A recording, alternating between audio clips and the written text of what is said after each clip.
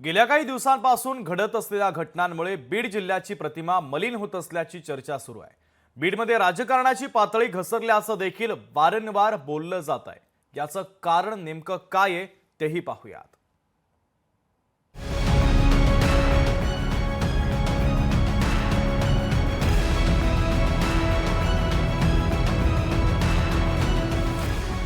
बीड जिल्ह्यातील नेत्यांनी राजकारण आणि समाजकारण राज्याला शिकवलंय। बीडचा नेता असेल तर त्या नेत्याला सन्मानही तेवढा दिला जातो। मात्र बीड जिल्ह्यात गुन्हेगारीमुळे नेत्यांची नावं आता वादात सापडल्यानं मलिन होतात। राजकारणाची पातळी तर घसरलेलीच आहे। एवढंच काय तर सामाजिक कार्यकर्त्या अंजली दमानिया यांनीही सर्व नेते एकाच माळेचे मणी असल्याचं म्हटलंय। मला वाटायचं काय त्याच्यात सुरेश धस काय कमी आका आहेत, त्यांच्या आष्टीच्या फार्म हाऊसमध्ये काय चालतं हे सुरेश धसने देखील सांगावं। कोण त्याच्यात आका नाही आहे, म्हणजे संदीप क्षीरसागर नाही आहेत का, सुरेश धस नाही आहेत का, जितेंद्र आव्हाड नाही आहेत, कोण हे राजकारणी सगळे एका माळेचे मणी आहेत। मला त्यांच्याबरोबर विधान करायला आवडणार सुद्धा नाही। बीडला बिहार अशी सोशल मीडियावर उपाधी देऊन काही जणांनी पोस्ट व्हायरल केल्या।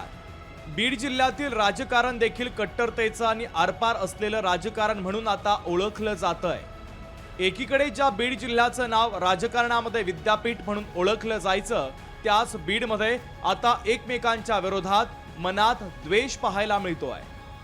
वाल्मिक कराड शिवाय धनंजय मुंडेंचा पान हलत नाही। पंकजा ताई सुद्धा का बोलत नाही याच्या पुढे? त्या दिवशी बोलून गेल्या, पण हत्या झाल्यानंतर का बोलत नाही? हे तुम्हाला दोघांना परवडते का? दोघांनी चालते का धनंजय मुंडे पंकजा ताईनं की जे बीडमध्ये चालले? अहो, कुठंतरी राजकारणाच्या पलीकडे जाऊन विचार करा। ही माणुसकीची हत्या आहे। बीड जिल्ह्यानं राज्याच्या राजकारणात काही काळ एक वेगळीच छाप सोडली। दिग्गज नेते मराठवाड्याच्या भूमीतून तयार झाले।